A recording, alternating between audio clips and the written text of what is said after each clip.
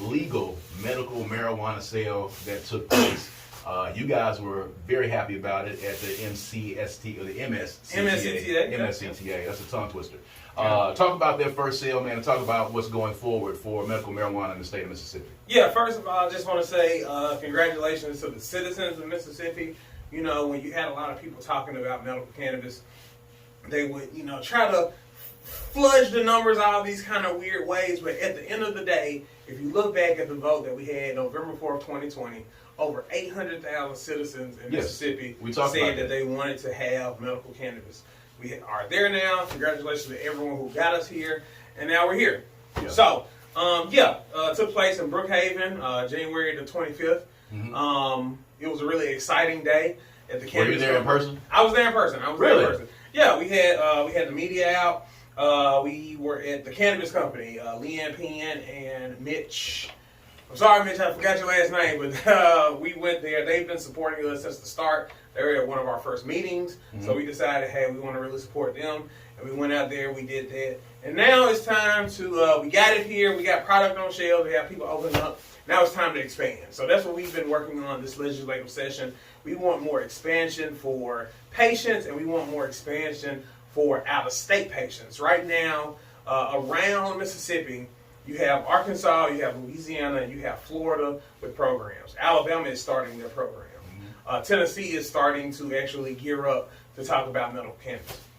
Right now, we have millions of dollars sitting outside of Mississippi right now, all because of a rule we have in the program where out-of-state patients they can come twice a year to buy a product in Mississippi.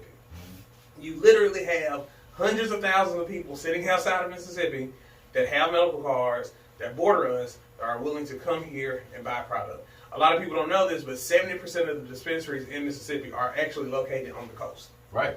So you have all these coastal areas. You have Natchez that has 4 dispensaries. You have Tupelo with dispensaries. You have Meridian with dispensaries. How many are here actually currently? In Jackson? Yes. Jackson is going to have 7. Okay. Yeah, Jackson is going to have 7. They're going to be opening up over the next 2 to 3 weeks, and you'll have product in Jackson. But we've really been focusing on getting some rules changed for out-of-state patients so more people can get access to medical cannabis, and also more businesses can make more money. We want to, in this state, we really talking about how we want to support businesses. We're all about businesses. But some of these rules that we have in this program, like the certification rules for 18 to 24-year-old, that is very anti-business. So these legislators that will tell you, hey, we want to make sure that Mississippi businesses are strong and people make money. At the same time, they will propose these ridiculous type of rules just to have a sense of power over something. So you caught the tail end of my conversation with Representatives Chris Bell and with Kia Summers. And you heard, of course, and you talked about this yourself, the problems that exist in the legislature, what's going on in the legislature. You're dealing with that now, trying to get this archaic, prehistoric legislature to understand, how to move forward. I think in our last conversation, you talked about how they were passing marijuana around at the Capitol for these legislators to look at, and they were looking at it like it was vibranium. And it was him. Yeah, it was him. But you had people like refusing to touch the bag. Like, if I touch it, will I get like all kinds of this virtue signaling that it's like, hey, you don't have to do this. Let me tell you something, Brad. These past 2 years, talking to different people in state leadership, talking to people in municipal leadership, I have never known that it was this hard to convince people to make money. I did not. And some of the concerns that they have are valid. Which are what? What exactly are we going to do about certain aspects that come with the industry as far as like population stuff, safety for dispensaries, those kind of things? Those are very valid questions. But the ground isn't going to open up. You're not going to get pulled in. It's already been sold. The ground didn't open up when the lottery came. The ground didn't open up when prohibition was actually. You know what I'm saying? Right. So you have a very vocal minority, and the rest of us are just like, hey, we can actually do something with this money. Right. Because a lot of people don't know this, but all of the tax money goes to the general fund of the legislature. So it's not earmarked for anything special. It's going straight into the general fund. So what has the Mississippi Cannabis Trade Association been doing, or lobbying in the legislature? How are y'all hoping to get people to see that, this is money that could actually be coming to the state that we are, basically fighting against when we should be trying to figure out how to make that happen? Just allowing people to understand that allowing this is the best way forward. We want to make sure businesses make money, even convincing people that, hey, the traditional market, some people call it the black market, we call it the traditional market, it's already here. It's already here. So instead of just sitting by, fiddling your thumbs and everything, you can make some money for these places, and you can have some businesses making some money. Like, you can take a place like Natchez, for example. Right. Natchez sits right there by Louisiana. Yep. Natchez has 4 dispensaries. Yep. Wide open. We can have patients coming in. Because right now the ruling is you can only come twice a year. So Louisiana does not have. Louisiana does have. They do have medical marijuana. Louisiana does have medical marijuana, but it's a very restrictive program. Eighth there costs about $110. The states that are surrounding us right now, Tennessee, Alabama, have they passed medical marijuana? Alabama has passed medical cannabis, but their program is very limited. You aren't allowed flour, you aren't allowed vapes. The only thing you can do in Alabama is tinctures, gelatin cubes, not even like gummies or anything. Really? Gelatin cubes without sugar, and it was in topicals. Yeah. Florida, they're a little bit more restrictive. Arkansas is restrictive. Louisiana restrictive. Mississippi literally has the least restrictive program in the South. You can buy any kind of product you want, and that's really an advantage we can use, especially considering Arkansas has 88,000 patients. Louisiana has 5,000 patients. Arkansas has medical marijuana? Arkansas has medical marijuana. So everybody around us right now has it, except for Tennessee. Tennessee does not. Tennessee does not. So we're talking about North Mississippi. They could be making some money right now. Listen, we have a member in Tupelo right now. We have a member in Meridian. They would love for these type of rules, these rules that just don't make any kind of sense, to go away so they can make the maximum profit they can. They do want to provide good quality product. They do. They're absolutely committed to that. But they also want to make money. Right. At the end of the day, no one is giving this away for free. No one is doing it. So we've just been hammering the fact that, hey, we're leaving money on the table for no good reason. You'll have people saying, it's federally illegal to take it across state lines. One, we're already allowing people to do it twice a year. Two, we have this thing here where, we're supposed to be, we don't care about the feds, we don't do this, we don't do that. But as soon as we can actually make some money and take some type of autonomy for our own state, the first thing we talk about is what's federally illegal or not. Right. So, it's a little bit of a trick bag when you talk to these people. Yeah. And at the end of the day, it sounds very, very anti-business. So I love talking to you about this. So how does this dynamic work for the people in Tennessee? Tennessee does not have medical cannabis right now, but those people are they able to come here and get a card and purchase here? How does that work? No. And how does it work if they come and purchase it here and then they go back to Tennessee and they have it and they're stocked with it? No. So in Tennessee, you can't purchase it because they don't have a medical cannabis. Right. So they have to come to Mississippi. But they can't do it because you can only, if you don't live in a state that doesn't have it, or that doesn't have a program, the only way you can get it here is as a resident of Mississippi. Oh, okay. Yeah. Okay. Now, and right now the program is doing well. We're over 2,000. We're over 2,000 patients right now, and that number is growing higher and higher. A lot of people wanted to actually see dispensaries open, wanted to see people walk out, wanted to see people actually have the product.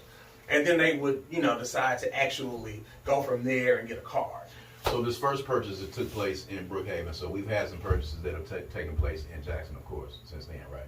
No, we don't have one open in Jackson yet. Okay. That's what I was saying. In the next 2 to 3 weeks, we'll have. So when is that going to be online? And, do you have an idea? You said 7. Yes. So when is that going to be happening? In the next 2 to 3 weeks. Okay. Yeah, some people, because testing was taking so long, some people slowed down how they were building out their dispensaries and everything like that.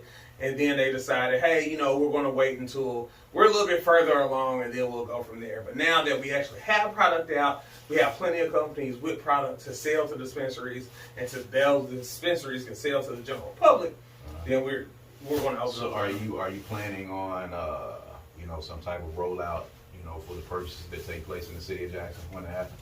Yes, for our members, yes. Yeah, so as it stands right now, Madison County and the other counties around us, they're not going to be able to purchase anywhere except in Hinds County. Is that correct? Except in Hinds County. Right now, all of the bedroom communities of Jackson, the only ones that stayed opted into the program was Pearl, Richland, places like that. But I mean, like Brandon, Madison, Clinton, those kind of places, they all opted out. Do you think they're trying to wait to see how it goes here first before? Definitely. Because they can opt back in. You can opt back in at any time. I definitely think they are waiting to see how it goes, which is why I think Jackson making sure that they have a really strong support system for the program here is important. Because, if it goes well in Jackson, they're going to pop up everywhere. Right. But right now, we're just really trying to make sure that we can get some of these just rules that harm the program and are anti-business out of the program. So real quick, before we wrap up, we talked about this the first time that you were here, and we've had several conversations about this. So for people that are listening, and now knowing that this is actually, moving along right now, purchases have been made, for people that, want to go and want to qualify for a medical cannabis card, qualify to be able to purchase medical cannabis, what is the procedure for them to do that? So what you will do is you can go to mscta.org. That's mscta.org. You can click on resources, and it has something there that says how to get my medical card. It's a graphic. You can download that graphic. You can send it to anybody you want. You can save it to your phone. You can do whatever you want with it. What you're going to do is you want to look and see if you have one of the 22 conditions. If you have one of those 22 conditions, you're going to get your medical records from your primary care physician or whoever checked you out with it. You're going to go to a certifier. You're going to contact them, tell them you would like to get a card.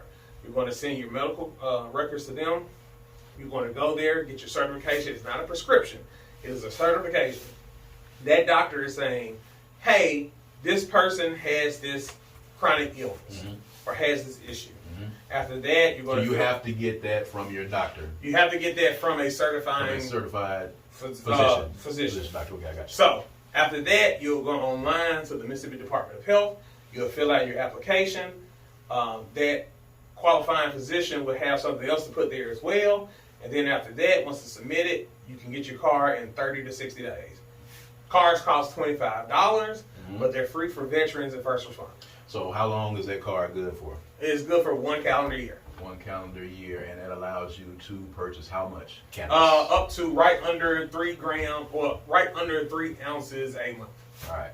That listen. When Melvin comes through, he gives you all of the information that you need to know. I know a lot of you guys have been asking. A lot of y'all are asking offline about how I can get a card.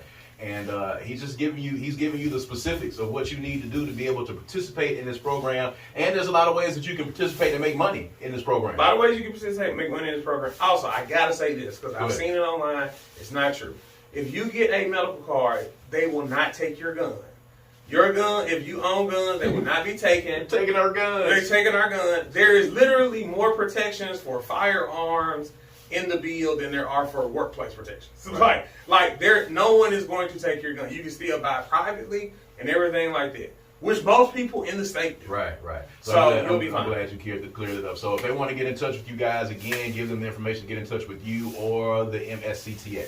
Yeah, you can contact me at melvin@mscta.org. Melvin, MELVIN, at mscta.org. That's mscta.org. You can visit our website at mscta.org. You can also check us out on social media at MSCTA. If you have any questions, please give us a call at 601-454-9969. That's 601-454-9969. And if you are interested and if you want this to be a strong program, let your legislators know. Let your legislators know, like, hey, we don't want to, we don't want to be anti-business. We want to make sure that we support businesses here, that we support Mississippi businesses, and that they need to do everything in their power to make sure that they are supporting those businesses. That's it. Melvin Robinson with the Mississippi Cannabis Trade Association giving us the skinny on the first legal medical cannabis purchase that took place here in the state of Mississippi down in Brookhaven, and how you guys can get involved with the program or to get your own medical cannabis card. All right, so make sure you get in touch with those guys if you want to know any more information. And this has been the Good Things Jackson Show. I want to thank Melvin for joining me. I also want to thank Representatives Chris Bell and Zakiya Summers for joining us. You guys need to pay attention to those bills. They are trying to take over the city of Jackson. And all of you citizens that are listening to me and listening to the sound of my voice right now, man, we need to be kept abreast and informed on what's happening at that legislature. All right, this is the Good Things Jackson Show. We'll see you guys on next Sunday, man. Peace and power. Jackson, make sure you're following the capital